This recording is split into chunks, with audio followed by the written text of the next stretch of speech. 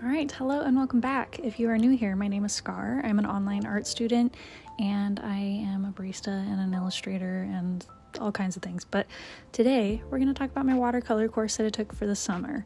And I wanted to go over the assignments that I did because I think a lot of them are really interesting. A lot of them could be really helpful for you guys if you want to get into watercolor. I was very nervous going into this class because I'm not a watercolor person. I enjoy gouache completely. Love that medium so much. Watercolor, on the other hand, is a little more daunting, I guess, because it's a little more permanent in a way. It's like painting with ink. It's very hard to pick up what you've put down if you don't want it there. Whereas gouache, you can cover it up. So this was it was a different approach to what I usually do. But I wanted to share the assignments, the requirements, what I made, kind of my thought process during the whole thing. This was originally going to be a vlog video, so a lot of the footage might be a little vlog style, but that's not what this turned into because there's just so much footage. There's a lot of assignments, and I feel like I didn't explain them very well in the vlog, so we're just gonna do a little voiceover part for that. But yeah, I hope you guys enjoy this, and I hope you learned something. I am going to give some tips and tricks on what I think worked and what didn't, and yeah, we're going to get into it. So for this first assignment, we were given some instructions on basic color theory and getting used to the materials that we had. We had to create a color wheel where we overlaid primary colors to make secondary colors. And primaries are red, blue, and yellow. They're colors that can't be created using other colors, essentially. And then when you combine them, you can get secondary colors like green, orange, and purple. Overlaying those will create other variations, warm and cool-toned versions. And yeah, you could just buy a pre-made color instead of going through this whole process. But by utilizing these exercises, it helps you gain an understanding of color theory and what will happen when you overlay certain colors and hues, and how the warmth or that coolness of those colors can also affect the outcome. Plus, this allows you to get used to whatever materials you're using and how they're going to react to the paper that you've chosen. From there, we were asked to test what happens when all of those are laid over each other in this grid. Mine ended up a little murky because I was impatient and didn't want to wait for the colors to dry before I started overlaying them, but it gives you an idea of how they interact with each other. Then we did some basic color gradients and flat washes, including some cubes and spheres to test out our understanding of shadows and light sources. And you can see I struggled pretty badly with those gradients. This is where I started wondering if the paper I chose was not the right one. I had this drawing pad left over from my previous art course, and it's a mixed media type, but the paper is rather thin and doesn't soak up the watercolor pigment the same as a specific watercolor paper does. It kind of just sits on top a little bit, so it's very easily reactivated, and it doesn't mix very well. It does say that it's usable for watercolors, but I would not recommend this if you're trying to get into watercolors or paint alone. Try and get a medium specific paper if you can. This one is more so good for like markers or ink, pencils, colored pencils, that kind of stuff. And it could have also been an issue with the watercolor palette that I chose. It doesn't matter whether you choose a hard pan palette or a tube of watercolor pigment. Both generally will have the same quality and reactions, but there is a difference between artist grade paints and student grade ones. This palette I would consider a student grade quality one, but I'm not certain what the pigment to binder ratio is. I didn't see that info listed on their website. It's described as good for beginners as well as professionals, but I will say I have used this on watercolor paper in the past, and that definitely helps with the workability. So it's in no way a bad palette. I just don't think that it is as good as it could be. And that doesn't mean that you can't make something amazing if all you have is student grade paints. It just means that you might have to develop some different approaches in order to get the techniques and the visuals that you want from them. As you can see with the test paintings compared to my final piece, I was able to work around the struggles that I had to start with a little bit of a learning curve, and it's still not an easy or intuitive process for me, but I was able to make it work. And speaking of that final painting, that next part of this module was to create a monochrome painting that showed a good scale of values from light to dark. The piece I decided to paint for this was based off some photography that I did for a class earlier this spring, and we were asked to make 3 thumbnails and a value scale with the color of our choice for this. Thumbnails are just quick, basic sketches to plan out your full-size art piece. It is super helpful to do these before any project. You can utilize a sketchbook, a scrap of paper, whatever you have on hand. Doing color palettes is also really helpful before you start on anything. It can make your whole process so much easier. because it's way easier to change those aspects of your work in this developmental stage than it is to put all your effort into making it and then halfway through you realize you hate it or you notice a change that could have made it better. I actually really like how this piece turned out despite the struggle that I had while making it, and I think it also kind of proves the fact that you can make something good with whatever supplies you have on hand with a little practice and a little manipulation of those materials. This next project was about glazing, and glazing is a technique where you use primary colors and layer them in flat washes or gradients to achieve a secondary color and deepen the values you need. I really enjoyed this process, and out of all of the pieces that I made through this course, this is by far my favorite. I also chose to switch the paper and the paints that I was using, which made things a bit easier to work with. I had this larger cold press watercolor pad from Strathmore that has been in my closet unused for a very long time, and most of the pages are covered in charcoal and pencil, but I had a few sheets left that were still usable, so I thought I'd switch it out and try specifically watercolor paper for this one. I also switched to these Mission Gold watercolor tubes that are a very old purchase as well, so they needed a little mixing before use, but the quality of them has held up really well over time, and they're very easy to work with. The pigment blends well, it works well with the paper. If you're looking for a nice watercolor tube pigment, this is definitely a brand I would recommend, but I will also list some other brands that I like in the description below. I've tried Arteza, I've tried some other ones, I'll let you guys know. And as a reminder, since I've been talking about a lot of products in this video, none of this is sponsored or an ad. This is all just my own opinion and my own experience using these. Something else that I tried with this project was to use a small projector to display the image on the paper and then trace the major shadows and shapes. I did this mostly to save time when drawing because I wanted to focus on the techniques we were using rather than worry about composition or proportions being correct. Yes, I could have spent the time and actually drawn it out by hand, but I'm the kind of person that would spend days on an initial sketch if I could, especially since I'm working on a larger scale than I normally do. But the more you erase and erase again and then sketch more on watercolor paper, the softer the paper gets, and it's more likely to change the surface texture. So the pigments won't always react well to that. It might bleed out more, you might damage the surface enough that it's just, you can't really work with it as well. So ideally, if you could do like a digital sketch as well, that would be an option. You can project that onto a piece of paper. But for this course, I did use it with the photography that I took. Now, the concept for this assignment, we were asked to take a photo or sit in front of a still life with 5 objects that were supposed to represent you as a person. The objects that I chose were an old book about mystery stories, a bat beanie baby because I'm a 90s kid and it's nostalgic, a carnelian stone, and then the Hermit Tarot card, and a little faux plant. From that point, we were supposed to pick out 2 of each primary color, one in a warm tone and one in a cool tone, and this allows you to build the colors and create a warm light and cool shadow, and it gives you more control over the hues that you're creating by glazing. But you're still sticking to those primary colors. When painting with this technique, you usually start by using the lighter color to build up those shadows and shapes, and that would be the yellows in this case. And then you can layer the reds to build up those shadows a little bit more, start introducing orange tones, and then the blues overlaying over specific areas can create greens and it can create shadows, deepen those values. Mixing all 3 will give you like a brownish color, more neutral tones, maybe a gray. But you kind of have to be careful with how much blue you add if you want it to be a brown, or it might lean more towards gray and muddled. And this is where the practice with the papers beforehand and the color palettes will really help.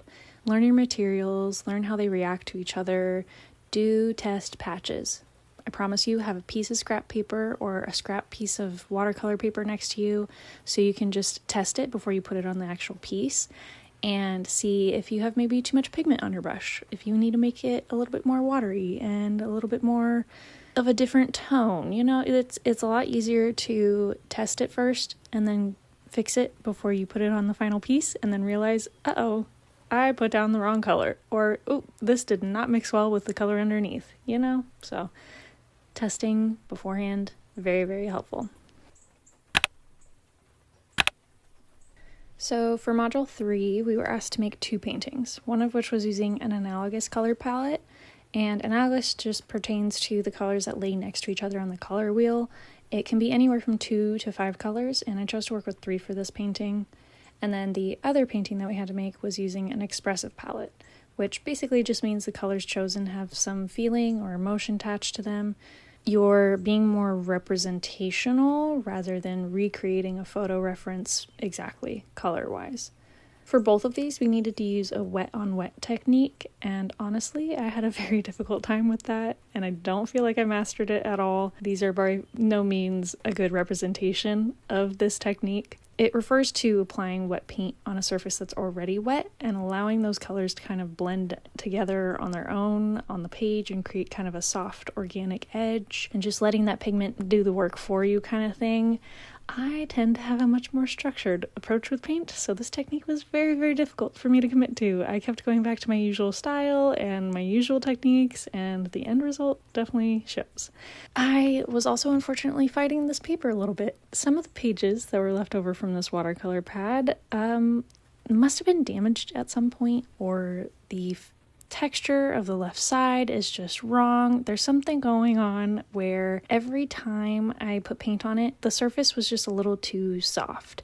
So it would bleed out much further than I wanted that color to go. And then I guess that kind of helped with the technique that we were supposed to use, but it also made it very frustrating because I felt like I couldn't get any deep values on that side as well. It just felt too soft and too I wish I knew how to explain this a little bit better, but it just was making it a very frustrating process, and I ended up kind of just having to step away from it at some point. And I had to let it be and just turn it in as it was because I felt like I kept trying to work on it and it just was not functioning how I wanted it to. I think the expressive color painting was a lot better than the analogous one. There's definitely some blending issues that I had on that one with the tiles because I was trying to maintain highlights on the tiles but then also have this overall blend of a shadow coming out. And because I'm working larger than I normally do, I was letting the paint dry too much in between blending it. So it just kind of wasn't giving the visual that I wanted. But overall, I think it still turned out much better than the other one. Now, does it actually represent the technique we were trying to go for? Not at all. Do I think it's still an interesting piece? Yeah. I don't think I actually like this piece, but I did learn a lot from trying to maintain a more expressive color palette from it. Purple is not a color that I usually go for, and neither is yellow, so I think that this was a little bit fun experimentally testing some colors that I don't usually work with. Alright, for this next module, we were working with texture. This is when I started using a new watercolor paper by Strathmore, and this one is a 400 series, which essentially equates to being like artist quality paper. It's not necessary if you're just starting out. The 300 series that I was using before this is just as good, and it's really helpful if you're just practicing and learning new techniques. I would use the 400 for like final pieces if you want to make art to sell or hang on your walls. I don't think it's necessary to start out with this high of a level of paper, I guess. So to start out, we had to make a grid of different texture types we could use possibly for our next painting, which is going to be a landscape using expressive colors again. And we had to play with different tools and methods and kind of merge some of those together to get a better sense of how these could help us achieve some visuals and backgrounds and terrain and such. I had a lot of fun making this because it is very interesting to see how different materials can affect the pigments. Especially if you've used salt on watercolor before, you can kind of tell that it gives like a weird reaction. It's a lot of fun. It's a fun way to get a little looser with my usual painting techniques and implement some easier methods of achieving certain textures. I didn't use many in the final piece, but I did utilize some of the sponging and the splatter. And honestly, while I was painting this piece, I was having a pretty rough time as well. I'm trying to emulate the photo reference that I almost completely forgot that I was supposed to be doing an expressive color palette and adding texture. So I had to go back over a couple spots later on. I do think that I had an easier time with the wet on wet technique when it came to the underpainting on this one, but I still am just a very structured kind of person, you know? I don't really like deviating from my usual art style. And so I think that this using so many different things in this one piece and trying to remind myself like, okay, it's got to be an expressive color palette, we got to make this brighter, or we got to change the tones on this one, or like, oh, I forgot to add texture to the water, now I got to go back and do that, and I feel like it's gonna mess everything up. It was just like a lot to think of at once. But I think the end result, it turned out okay. I definitely had to walk away from it after I finished it and turned it in. I was like, I'm never gonna look at this again. And then I went to go take some videos of it, and I was like, oh, this is actually not that bad. Can't really expect every project to work out perfectly. It's not a very realistic way to look at art, or anything for that matter, and I have to remind myself of that sometimes. After setting this piece aside and coming back to it, I actually do like the painting. There are maybe not the overall finished piece, but there are aspects of this painting that I really, really like. And I do love the texture that I added to the sand and the water, and I think the trees by themselves looked really nice. There's obviously some stuff that I could work on when it comes to landscapes and like kind of showing that depth a little bit better. I think it looks very flat right now, but overall, this was a very fun experiment.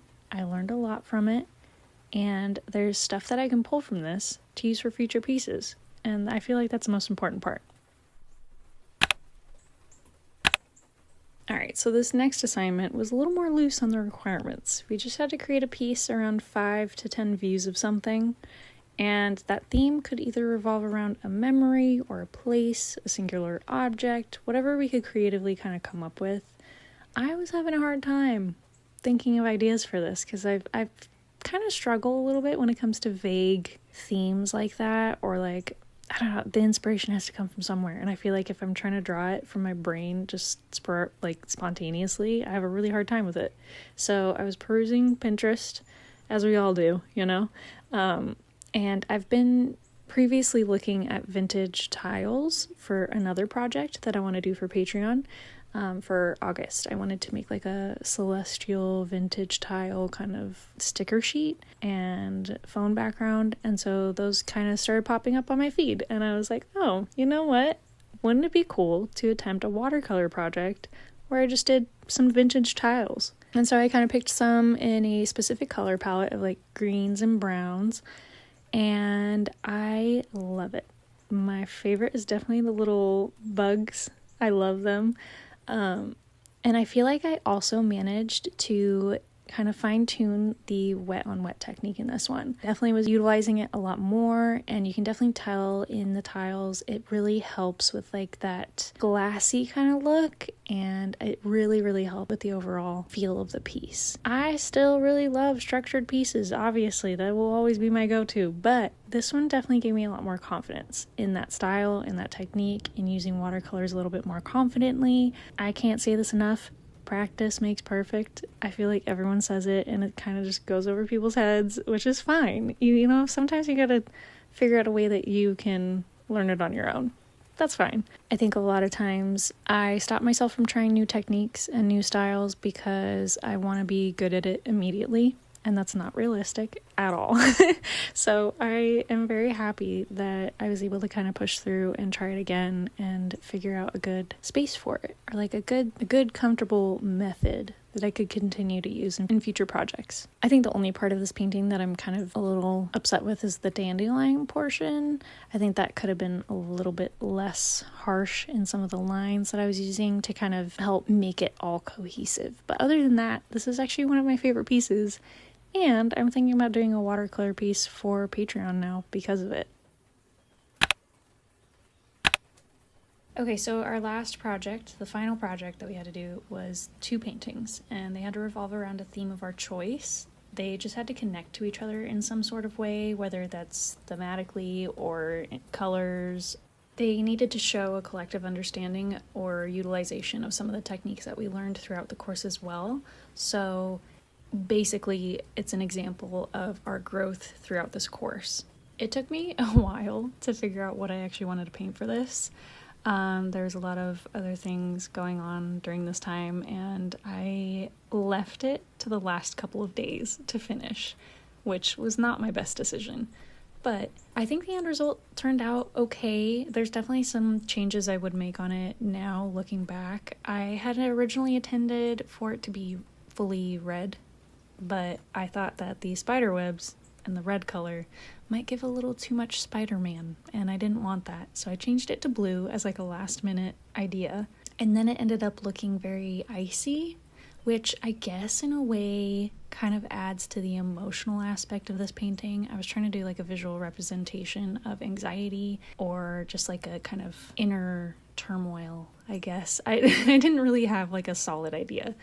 But at this point, that was what I went with. And I decided to do butterflies because, you know, the whole saying of like butterflies in your stomach. I feel like that can be kind of relatable to anxiety as well. And I wanted to do some negative space. So I taped off the butterflies. And from there, I started adding the blues. And I went back to the glazing style that we had learned. I didn't really want to worry about using the wet on wet technique. And I did run out of time to finish this piece. But I feel like it looks finished enough as is. My intentions were to make it a little bit darker and kind of have more of a vignette around it in both pieces. So it's very focused on like the center. But I just ran out of time to do that. I had to turn it in. And then at this point, I'm like, I don't really want to go back and work on it anymore. So it is what it is. I also was really struggling with painting the hands for some reason. I had done a complete layer of glazing with the blue, which I think was the first mistake, including blue on the hands. The blue that I chose was kind of green based, and I didn't think about that when I started overlaying all the pink tones, and it just made it gray. I don't know, like it looked really muddy, and it did not look like it was intentional shadows. It looked like it was a mistake. So I was kind of struggling with the hands and like the skin tone and everything, and especially with the fingers. So I ended up adding the red fingers as like a last minute change to try and save it. I did think about adding blue to make it look kind of like the hands are really cold, but I thought that would blend in too much with the background. So I went with red. Red and blue is a very good color combo. So then, because I had added red to the right side of the painting, I needed to add red to the left side. And I wasn't sure how I wanted to do that. I thought about just adding it along the spider webs itself, but I changed my mind and added it to the background behind the spider webs, and then I tried to blend it outwards. I think I could have blended that out a little bit more. I think that the effect was really cool, but I think it needed to be a little bit wider. But other than that, I think it turned out good. I definitely wish I had given myself more time to finish it and actually do some other things, maybe add some textures, that kind of stuff. But yeah, this was the last project, and I had a lot of fun during this class. Obviously, I went through these kind of fast, so if there's any techniques that you want more information on, or if you want me to do like a dedicated video to any of the assignments and kind of like walk you through every step that I did, or make a video specifically on one of the techniques, walk you through that, I can definitely try and do that. But yeah, I think that is it for this video. As always, I hope you guys enjoyed the video, and please comment any questions you might have. I appreciate every single one of you watching, and I hope you guys learned something new, or maybe you found something you wanted to try out. Thank you, and I will see you all in my next one. Bye!